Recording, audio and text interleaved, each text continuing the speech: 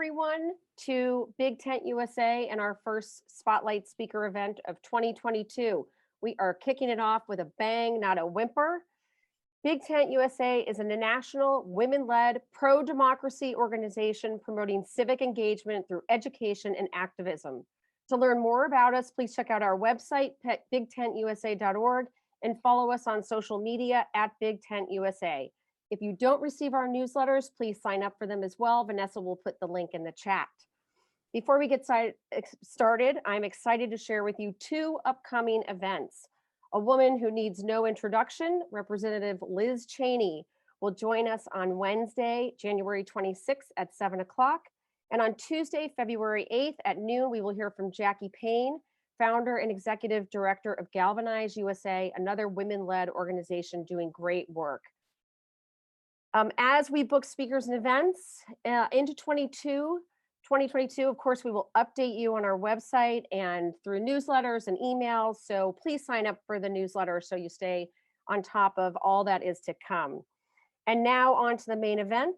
I'm so pleased and proud to welcome Rhode Island's junior senator, Sheldon Whitehouse. In the United States Senate, Sheldon Whitehouse has earned a reputation as a fierce advocate for progressive values and a thoughtful legislator capable of reaching across the aisle to achieve bipartisan solutions and taking on big special interests. Senator Whitehouse's work in the Senate has focused on the defense of Social Security and Medicaid, delivery system reform in our healthcare system, the integrity and independence of the federal courts, the health of our oceans and coasts, campaign finance reform, and improving America's infrastructure. A graduate of Yale University and the University of Virginia School of Law, Sheldon served in senior roles in state government before his appointment by President Clinton as Rhode Island's United States Attorney in 1994. He was then elected Attorney General of Rhode Island in 1998 and in 2006 to the Senate, where he serves on the Finance Committee, the Judiciary Committee, the Environment and Public Works Committee, and the Budget Committee. He also serves as chairman of the Senate Caucus on International Narcotics Control. And as many of you have seen on social media and YouTube, he does one heck of a very mean poster board presentation. I want to remind attendees to use the live transcript at the bottom if needed, and to please put questions in the chat for Senator Whitehouse. So once Senator Whitehouse comes back. Right here. Just putting some other lights on. Yeah, Senator Whitehouse has had a very busy day and evening, and we really thank you for your time, Senator Whitehouse. So I'm going to let you take it away. Thank you, Kitty. Great to be with you. And I gather the topic of the evening is going to be built mostly around dark money. So let me just give you a quick survey of how this came to be. Basically, because of Citizens United. What Citizens United did was allow unlimited money into politics. And once you could spend huge amounts of money in politics, it became increasingly important to be able to hide who you were. If the most you can give is $5,000, then what the hell, you might as well be identified. But if you're going to drop $5 million into a race, it could be really important to hide who you are. So figuring out how to hide who you are came very quickly, particularly to the fossil fuel industry. And I saw it right away, because literally the day that Citizens United was decided was the day that bipartisanship on climate change collapsed in the Senate. And as I got frustrated about climate change and started giving speeches about climate change, I started looking into what the hell was going wrong. And it all kept coming back to dark money and to a network of front groups that hid the hands of the dark money and that work together. They've been estimated, 60 or 80 operating at any given time. You can think of them a little bit like piano keys. And if you see a player piano move, you know how weird it is when the keys move without a piano player. Here there actually is a piano player, but it's hidden behind the dark money. And it's primarily the fossil fuel industry, but it has big ambitions, and dark money is so powerful and so effective in politics because it can move so fast, and it can move surreptitiously because you can threaten somebody with a huge dark money buy, and you never even have to make the buy if they do what you want just on the threat alone. And so the effect of it has been astonishingly powerful, and because it's so powerful, these guys have decided that they're going to use it in a whole lot of different circumstances. So climate denial was the first big dark money enterprise, but they moved very rapidly into court capture. And what you've read about how these judges got on the court and why it's now a 6-3 right-wing court, how they got picked by dark money donors, how they get told what to do by dark money front groups, all of that has added an entire dimension on top of the climate denial problem. And then if you look at what we're working on right now, the voting rights fight that we're having in the Senate, the reason we have to have that fight is because voter suppression laws, really awful voter suppression laws, were propagated throughout Republican state legislatures. And we hear from the leaked tape from Heritage Action, the people who did that crowing about it. We did that, they say. They didn't even know it was us. We wrote the bills. We hid behind what they called local sentinels, who were their outlets in local states. So, you know, behind Mitch McConnell, behind voter suppression, behind the Supreme Court capture, and behind climate denial is the same crew of very powerful billionaires, big family trusts, and corporate interests. And they work very well together, and they've been hidden for a long time, and they've directed the really bad things that have happened in our country as a result.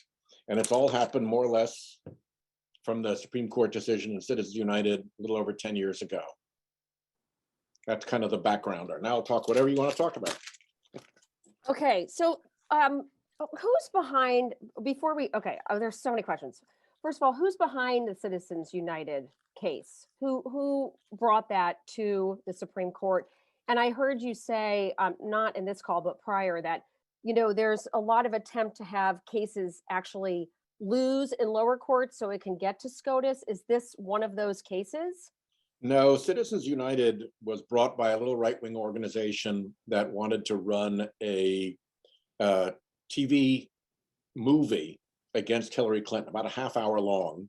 And they sued over their right to do that, whether they have to disclose their donors and all of that. And it came into the court actually as a very narrow decision about that specific film and the specific question about that film, what a lawyer would call an as-applied challenge.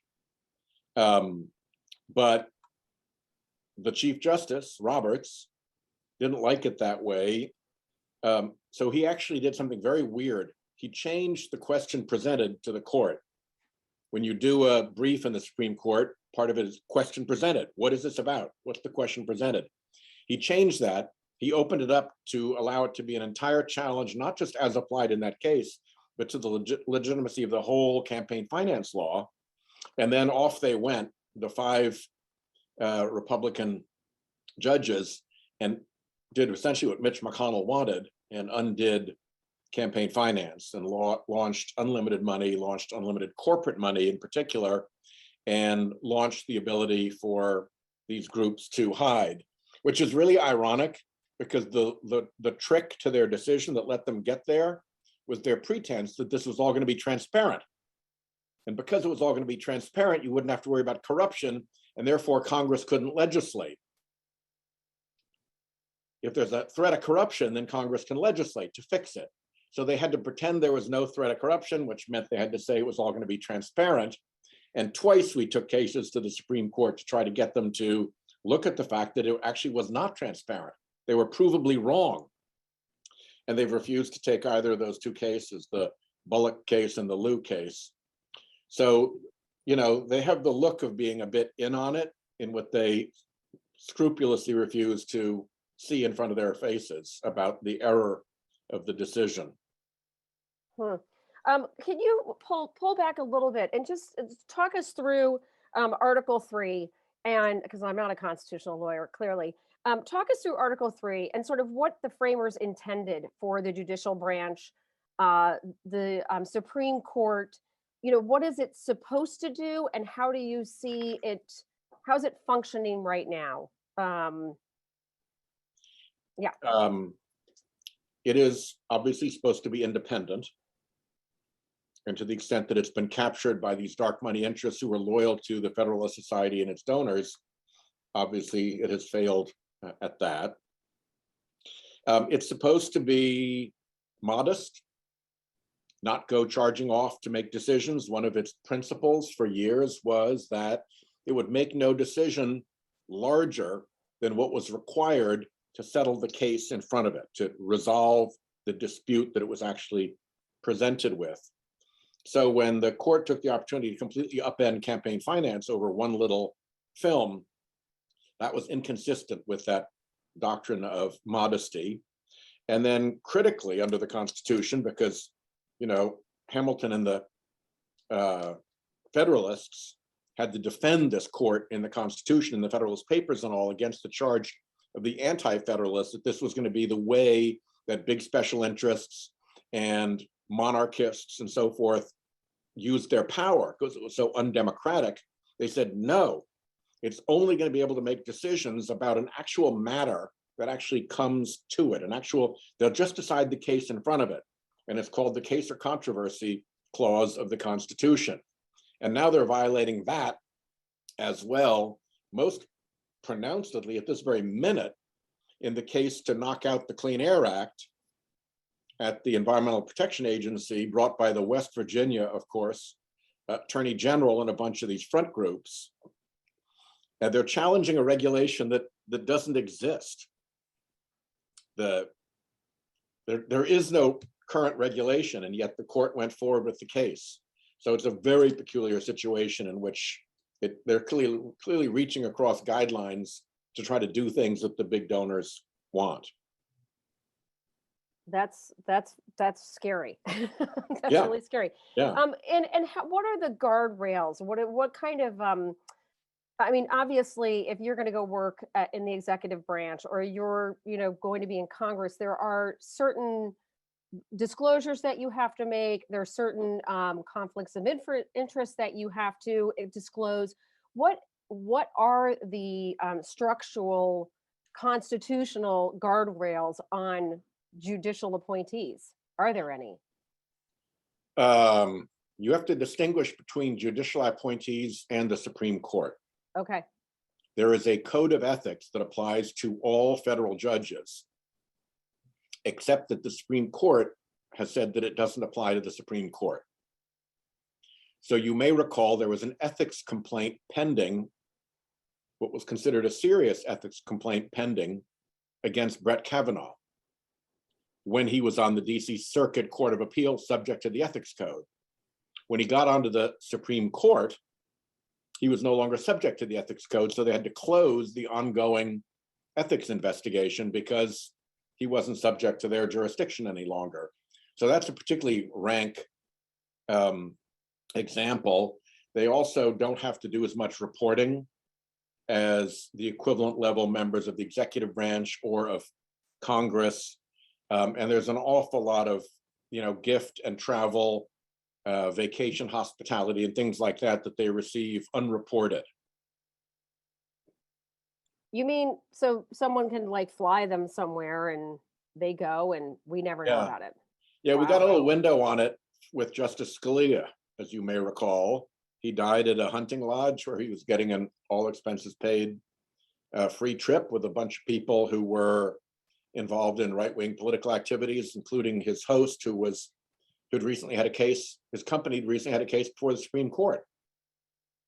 So everything about that was highly suspect.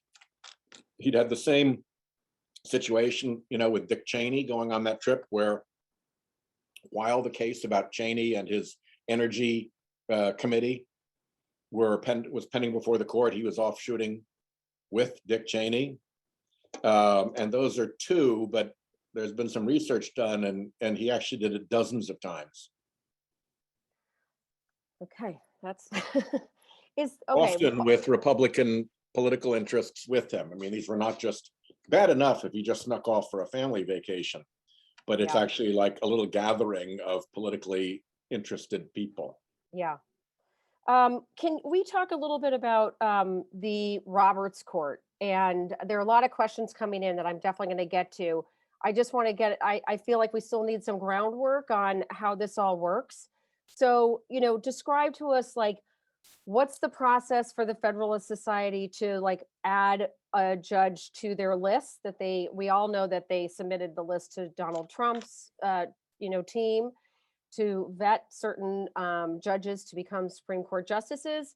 And so I wonder what that looks like. And then I'd like Yep. you to sort of talk us through what is going on in the Roberts Court with the multiple amicus briefs that gets filed by, say, like, Yep. or funded by the Bradley Society. The 5-4 decisions, I believe you said there are 80 of them under Chief Justice Roberts. What Yeah. does that do to the court? Talk us through a little bit about how that works, please. So here's kind of a worst case dark money scenario at the court. A vacancy opens up on the Supreme Court, and the president, Trump, announces that he's going to hand off the selection of the next nominee to the Federalist Society. The Federalist Society becomes the turnstile through which the nominee has to go. And the Federalist Society, at the same time that it's acting as the turnstile, is taking huge anonymous donations. So you're able to buy your way anonymously into the selection process for a Supreme Court judge. That happened 3 times with Gorsuch, with Kavanaugh, and then with Barrett. And it kind of happened 4 times, but the earlier time was with Garland when the dark money operation stopped him from coming on the court. So 3 judges went through, who are on the court now, went through that Federalist Society funded by big anonymous donations selection process.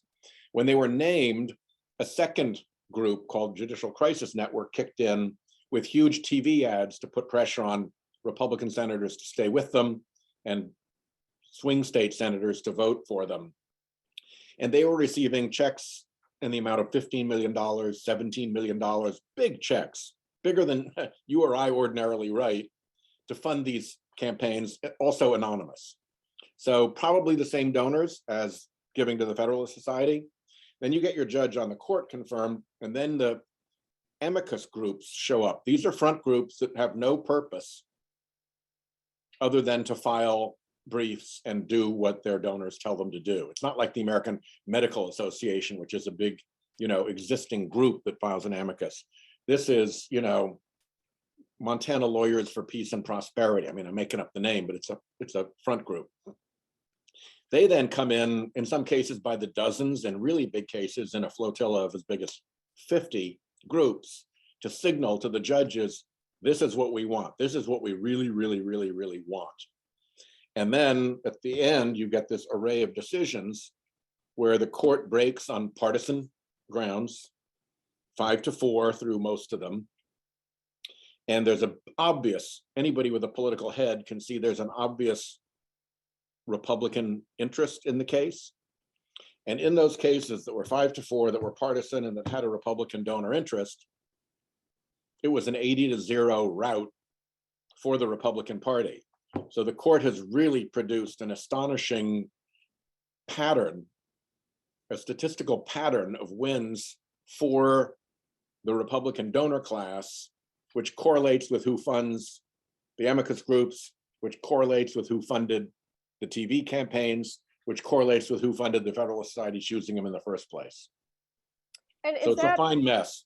It sounds like a fine mess. Is that an anomaly in Supreme Court history? Yes, it's an that's anomaly in 80 Supreme Court history. It's an Okay. anomaly in the world. I mean, frankly, if American judges went to a conference in some other country, and that other country had set up a private organization that took secret money to pick the judges for the president of the country, we'd all be laughing at it and snickering at it and writing articles, haughty articles about how could they be, what a terrible way to handle the judicial business. It lends itself to all sorts of corruption and influence. It'd be a terrible thing to do. Harumph, harumph. Yeah. But it's us. We're actually It's us, doing it. It's right. embarrassing. We've got a couple of questions from folks. Ron Breyer and Robin Shanine, are wondering about, who's behind this. So Ron brings up the American Legislative Exchange Council, ALEC, heard Yep. that acronym thrown around a lot. And of course, we all know the Koch brothers, wondering,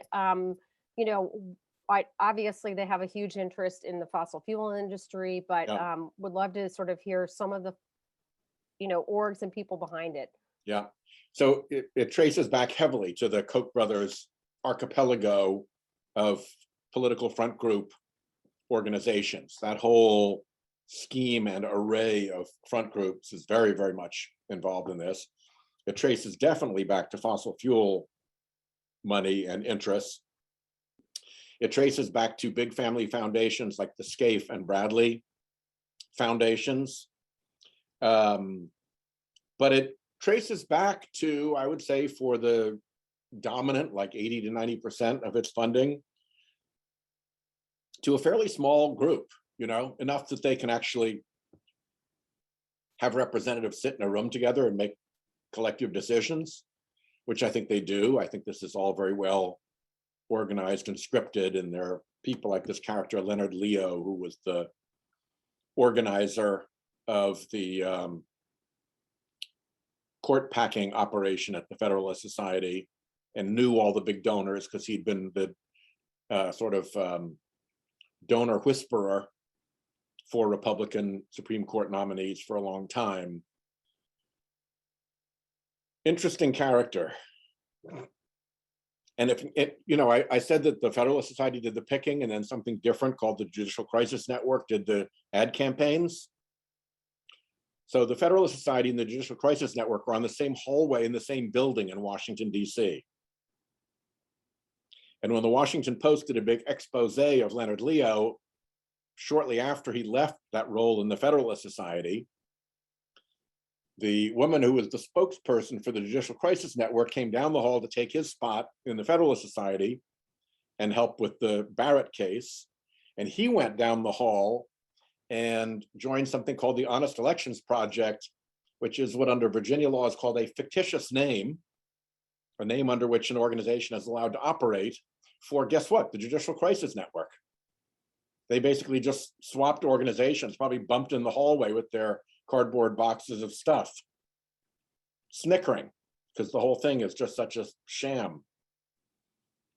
Can you talk to us about whether or not there is an equivalent for Democratic donors, big donors? Is there something on that side? One of our attendees, Susan Bevan, brought up that the fact that labor unions try to give huge campaign donations to usually Democratic candidates. Members were not happy the fact that their dues were being restricted to support candidates they didn't like, and Citizens United was sort of allowed those contributors to then give to candidates they prefer. So I'm just wondering if you can sort of talk us through the equivalency, if there is one, and anyways, I'm just trying to get a lay of the land for. No, I don't see it. What I see is a Democratic Party that is always 1 or 2 or 3 steps behind in the technology of how you win elections. So when Citizens United first let unlimited money go, it was essentially 100% Republican unlimited money. They were ready from the get-go. I think some of those groups actually saw it coming. And so instantly they had money out. They like quadrupled the amount spent between, I think the decision was in January of 2010. There was an election in November of 2010. And by that election, they'd flooded money into the system. It didn't take them any time at all to get going. We were still wandering around whistling and looking at the moon and the stars. And it took a long, long time. Years later, I spoke with a Republican friend and I said, look, we got to get rid of this stuff. This dark money is just poisoning our politics. It's disgusting. We got to get rid of it. He said, you're right. It's disgusting. And to get this solved, you're going to have to raise a lot more of it, because why the hell would we ever give up a tool that gives us a 10-to-1 advantage over you? So go out and you should have your own dark money. And then when you've got enough that you frighten us a little bit, then, that's the time when we can actually talk about getting rid of the damn stuff. So we're actually there now in some respects, depending on how you measure it and what you look at and how well things are hidden. There's a case to be made that in the last election, there actually might have been more Democrat dark money, but it hasn't kind of metastasized out into that big operation that, plans well ahead and, gets all those voter suppression laws in every single Republican legislature in the country, that can spend decades getting ready to capture a Supreme Court and have a feeder to get people through that sets up 50 different litigation front groups that can all come in and offer their orchestrated opinion to the court. So it looks like, something legit is going on. We're operating way behind that level of sophistication and coordination. At best, we've got like the American Constitutional Society as the equivalent of the Federalist Society, but they've never had anything like the role of the Federalist Society in judicial selection. Senator Whitehouse, I'd love to switch to look at voting rights. And obviously, I believe Shelby was a 5-4 case as well. Shelby County, it was. Yep. Okay, so can you, let's talk about what Shelby did. And there's a recent case from Arizona that continued to sort of take us in this direction. Talk us through what the court has said about federal voting legislation and what it's sort of, give us the lay of the land for what's going on now. And we will definitely bring it to a lot of different remedies that we'd like to talk about too. But let's discuss voting rights, and then I'd like to pivot to the big lie. Shelby County was the big one.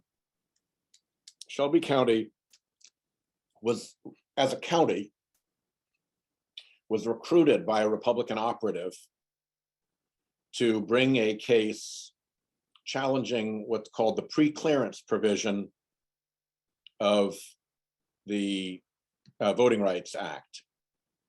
And under the pre-clearance provision of the Voting Rights Act, which had just been reauthorized by huge bipartisan majority in the Senate and the House, states that had a really terrible history of discriminating against minority voters were under a constraint that they had to get the Department of Justice's approval to pass a law that would interfere with people's voting rights.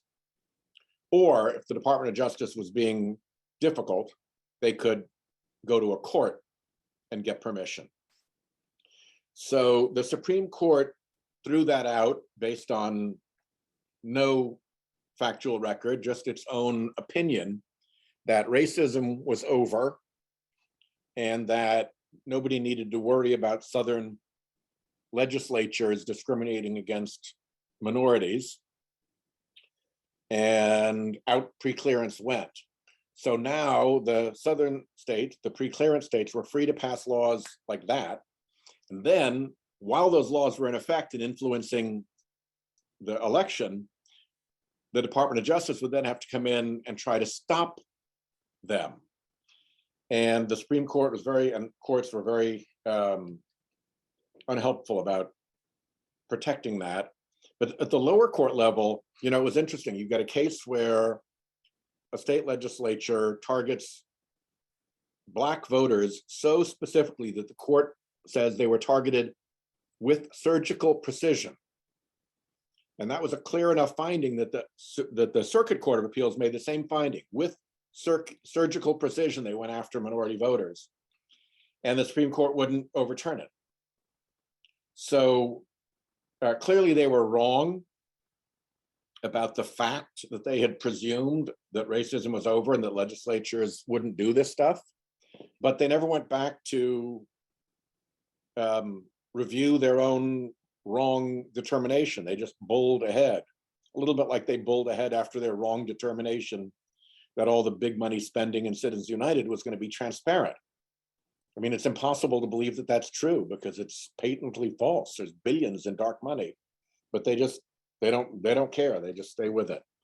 So Shelby County really unleashed a lot of voter suppression. And then in the wake of the Trump election, it made everybody really angry that this couldn't happen again. So now that they could do voter suppression, now that they'd seen it work in a few former pre-clearance states, they decided, okay, let's propagate this everywhere that there's a Republican legislature. Let's just go. And that was, again, a dark money proposition. Heritage Action spent tens of millions of dollars, and they used their sentinel groups like ALEC, very involved in all of this, the Legislative Exchange Council. Can, I don't totally understand the definition of conservative, a conservative judge or a conservative court, but. There isn't one any longer. Okay, but traditionally, like what would have been a description of a conservative court? Because it seems to me that this court, the Roberts Court, has kind of instituted its own belief system on, on how people vote in this country, or discrimination in certain states, or I mean, am I barking up the wrong tree on the idea of what's conservative? Traditionally, a conservative judge would have had judicially conservative principles. And those would have been judicial modesty, meaning don't make big sweeping decisions. They would have been respect for the elected branches of Congress. There would have been federalism, respect for states' rights.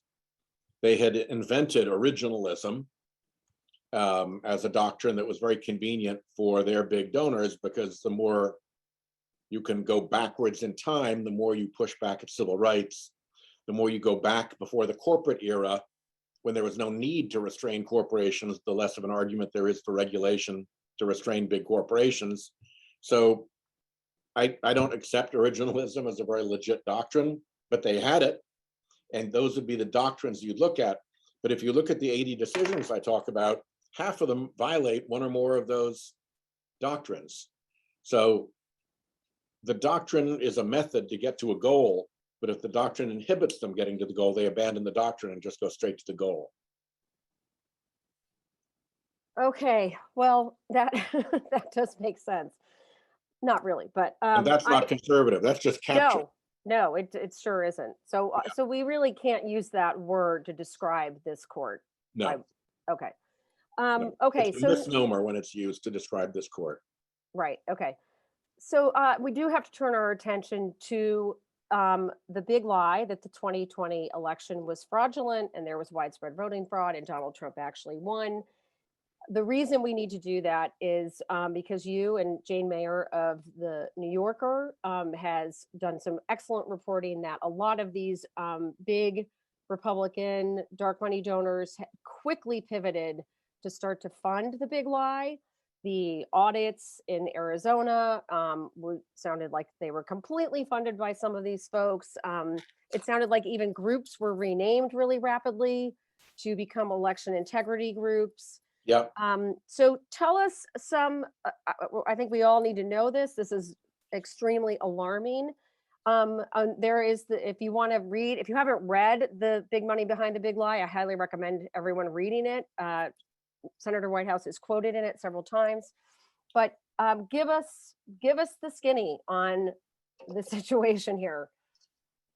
Yeah, there's actually a brand new article just out today, and I only saw its headline in my clip, so I haven't even read it yet, but it's about how the DeVos family and others are behind groups that were at the heart of the big lie, and how that led to January 6th and all that. So I'll give you an example of how all this ties together. You remember that the Federalist Society is on a hallway in Washington, D.C. And if you walk down that same hallway, you get to the Judicial Crisis Network, and that they switched personnel and have an enormous amount of common activity and interests. The Judicial Crisis Network, they pair usually. This is like, what is the latest and greatest to be a dark money political operation? You pair a 501c3 and a 501c4, those two kinds of organizations allowed under the tax code. So they pair up. So the Judicial Crisis Network has a 501c3 judicial education project. And they're essentially the same thing. They overlap enormously, same offices, same people, same everything. They then go and they do this fictitious name thing. And next thing you know, there's an Honest Elections Project, an Honest Elections Project Action, a 501c3 and a 501c4. And they are the Judicial Crisis Network and the Judicial Education Project, They're just allowed to operate under those fictitious names. Fictitious name being a term of legal art under Virginia law. I'm not disparaging them by saying that. That's what they legally are. And if you want a preview of coming attractions, their next one is the Freedom to Learn and Freedom to Learn action, so that they can jump into the fight about critical race theory. And again, same organization. So these 6, and if you add there's sort of a mothership that I won't get into, but all of these organizations are the same organization. They just have different masks that they wear. And the Honest Elections Project in that masking is what has been involved in a lot of the voter suppression work and litigation in the South. They were very active in Georgia trying to defeat Biden, Warnock, and Ossoff. Is the goal of this effort, it seems like these groups have been sort of involved in, making it harder to vote, particularly for certain groups to vote, Yep. not expanding civil rights or reaction to, the civil rights movement in the 60s and the progress that was made there. But what's the goal now? Is it to reinstall Trump? Do they want Trump to be president? We know the Kochs were very dismissive of Trump. Or is it they're just jumping on Trump's coattails and the big lie so that they can continue to do this work? What's at play here, Senator Whitehouse? What's fundamentally at play is a quest for power. And they would obviously rather have Trump than Democrats. And they obviously want Mitch McConnell, who packed the court for them, which can do undemocratic things that even Republicans won't vote for, to continue to, have his position, allowing judges or not allowing judges onto the court. So it is very, very much a quest for power. I have a theory, which I think is hard to prove, but I have a theory that when the Kochs despised Trump and were not going to support him and might even have opposed him because he was against their agenda in so many ways, that a truce was reached. And if you think of like medieval baronies, House of Koch and House of Trump had to figure out how to get along with each other in the kingdom of Republicana. And it looks like that the deal that they made was that Trump would announce a list of Supreme Court judges who he would pick from, and the Koch-funded Federalist Society crowd would pick the list. So the Kochs would control who could get onto the Supreme Court through the Federalist Society turnstile. And he also promised that all of the energy and environment jobs in his administration would be given to the most low-life fossil fuel flunkies and stooges you could possibly imagine. So the Scott Pruitts and so forth showed up to run environmental agencies. And with that, the Koch objection to the Trump seemed to evaporate. So I wasn't in the room, and I don't know that anybody was in the room or knows about whether that was actually negotiated, but it sure looks to a careful observer, just from behavior, that that's what happened. A deal was struck.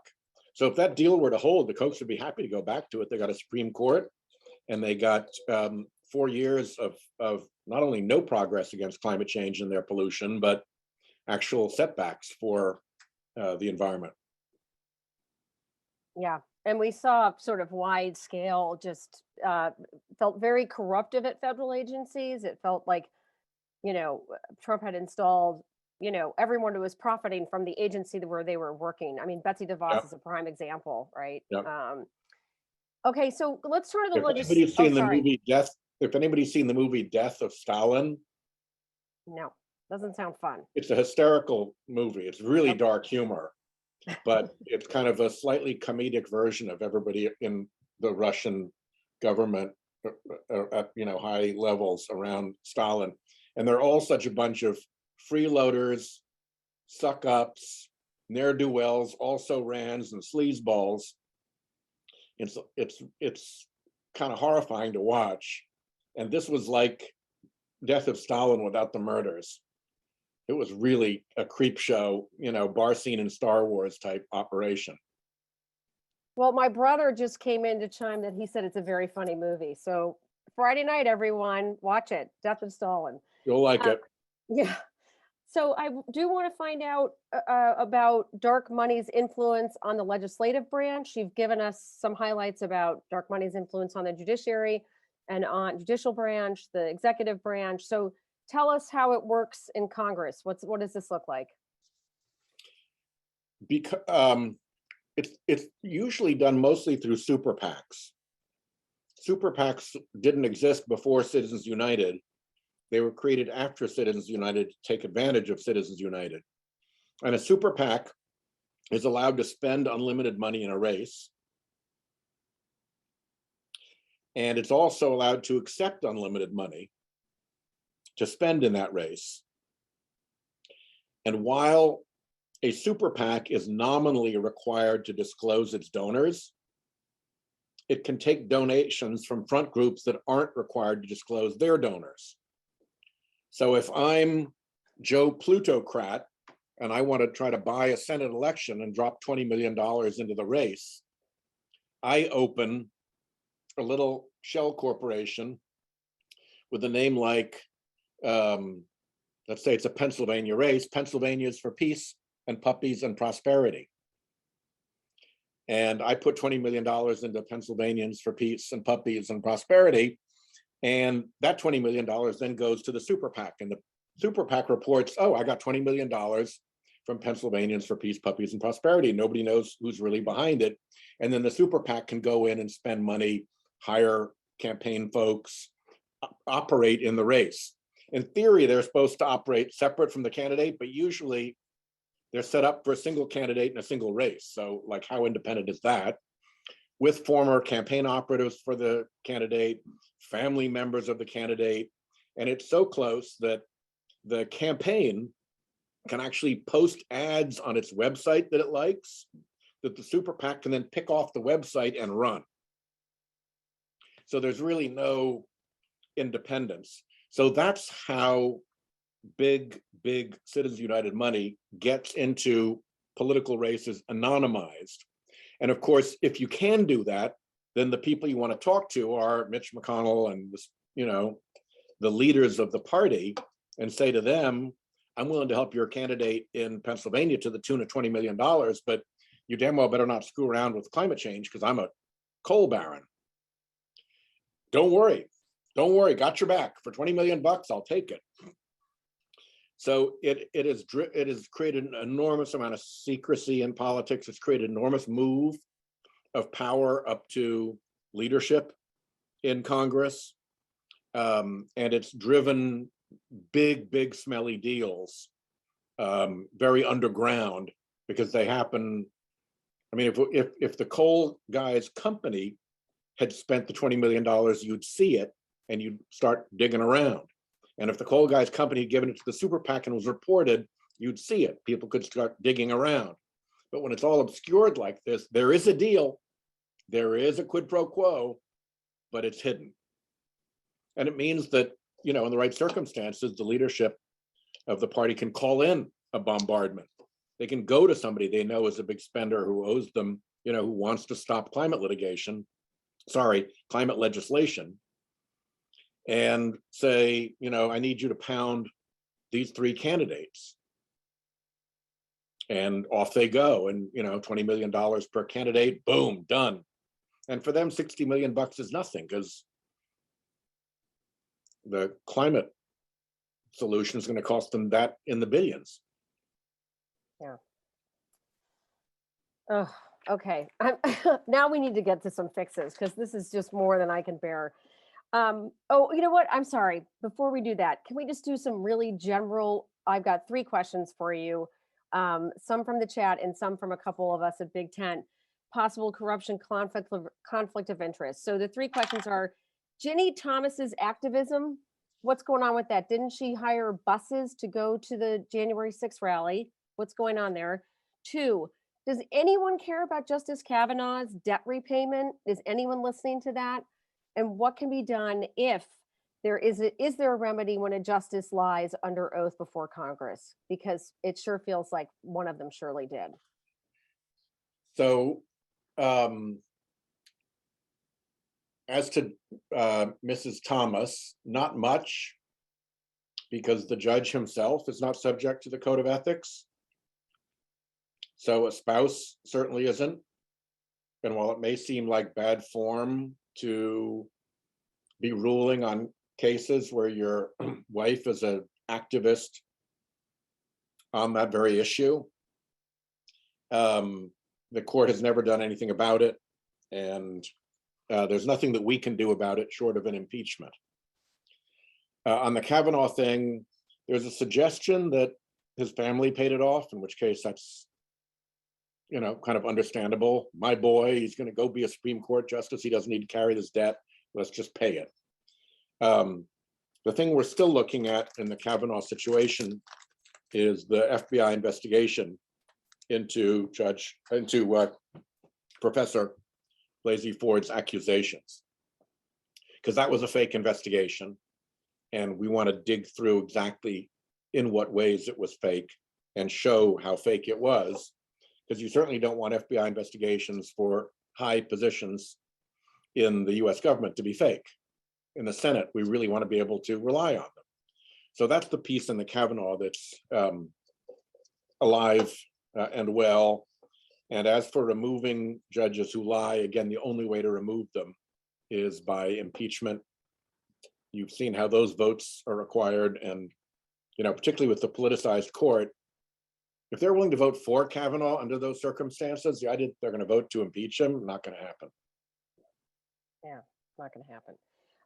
Let's move into some legislative remedies, Senator Whitehouse. Lots of things to think about. One is around codifying Roe into law, federal law, should it be overturned, which it sure feels like it will be.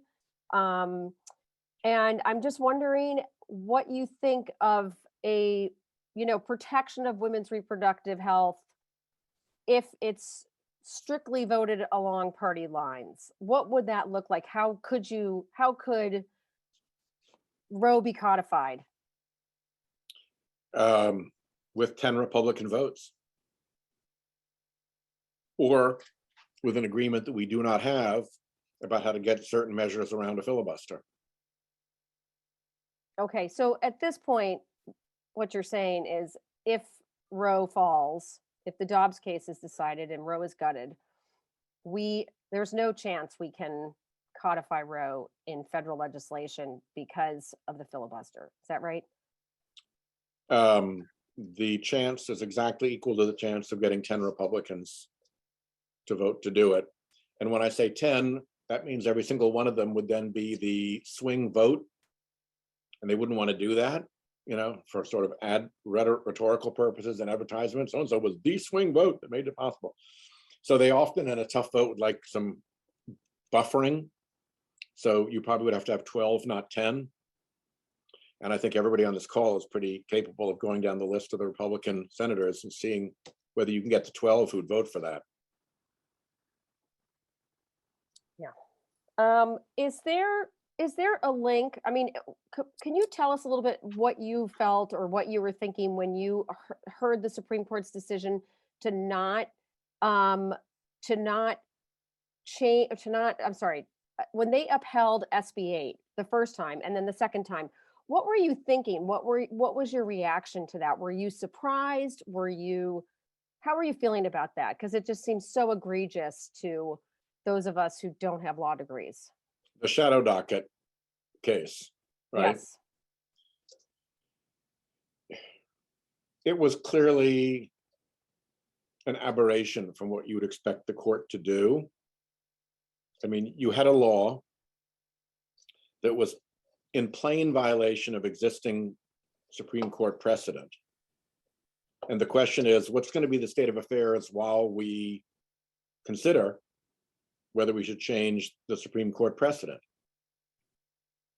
And presumably the state of affairs, while you consider whether to change it, should be the status quo prevails, because it's the law, it's the precedent. And a lot of those judges had made personal assurances to people, particularly Kavanaugh to Susan Collins, that they saw, Roe versus Wade was precedent. So it was surprising, to say the least, that they'd make that decision on the shadow docket, that they'd make it without proper deliberation and argument, and that they'd make it, in many respects, what they really did, since that was more of a procedural decision, is they used a procedural decision to allow Texas to undo a standing constitutional right, at least temporarily. And that's a weird outcome.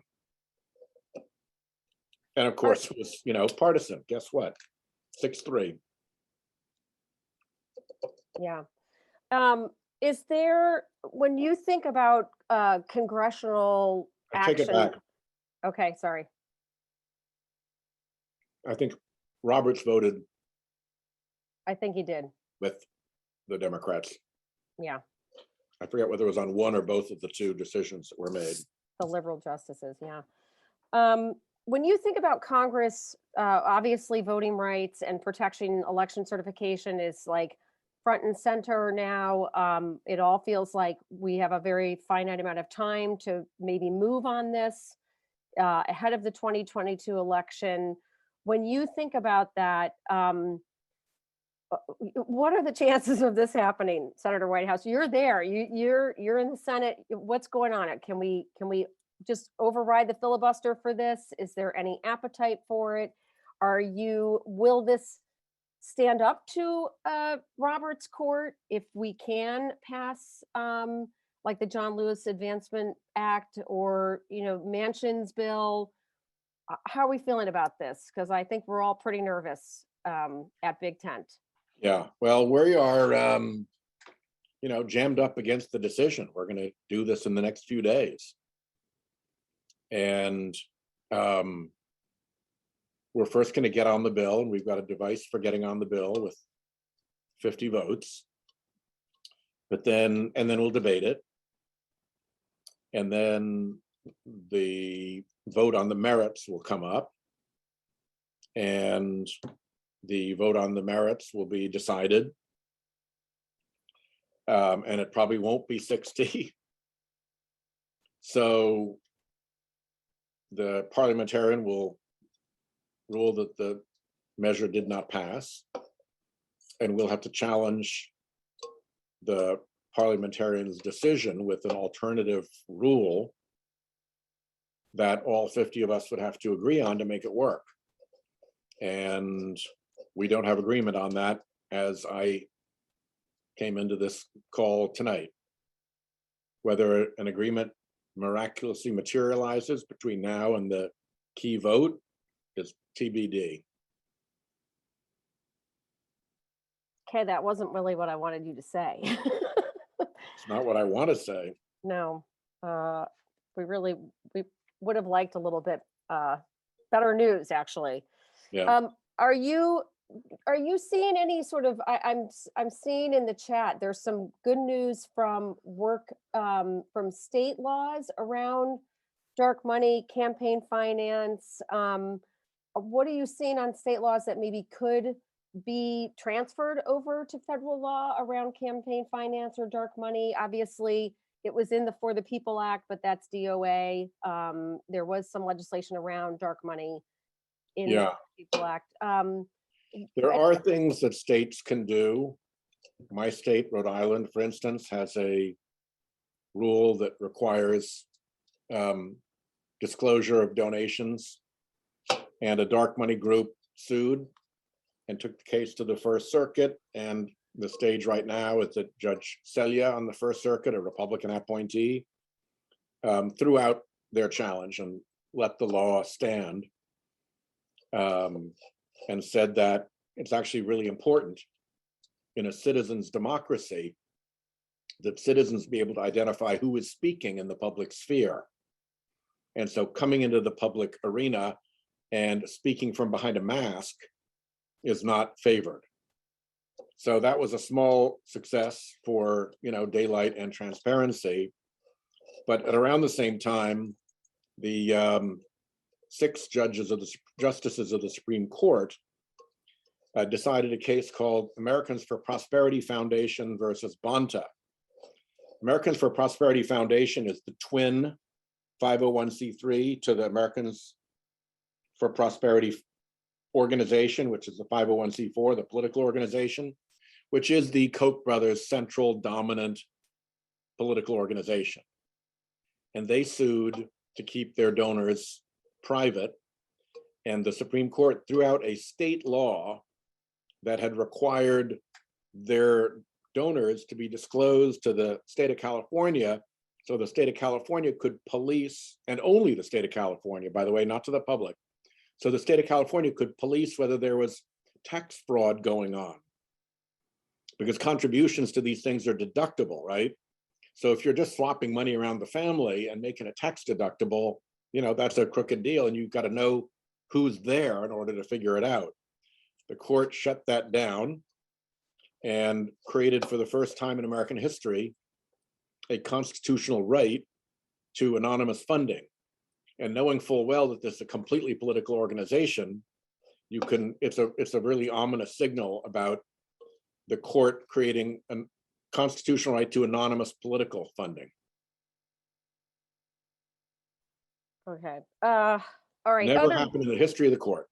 Right. Other remedies, Senator Whitehouse, what do you think of term limits for judges, expanding the court past 9, limiting lifetime appointments, getting away with that? How are you feeling about any of those potential remedies? I think we've got to do, any and all of that to try to salvage the court. In the meantime, I think a lot of transparency would do. I think stuff that's pretty hard to quarrel about is the court should be under an ethics code. Somebody should have some accountability for policing it. They should not be able to go on free vacations paid for by other people to, resorts and not have to report that they're getting free vacations given to them. And anybody who shows up in court with an amicus brief or whatever needs to identify who they really are. You can't come in wearing a mask of some phony baloney front group. So I think those are easy things that we should be able to knock off right away. The political money that was spent on the campaigns for the justices, that should be disclosed, just like political campaign money, so you know who's behind it. If anything, it's more important so the judges can determine whether there's a conflict of interest.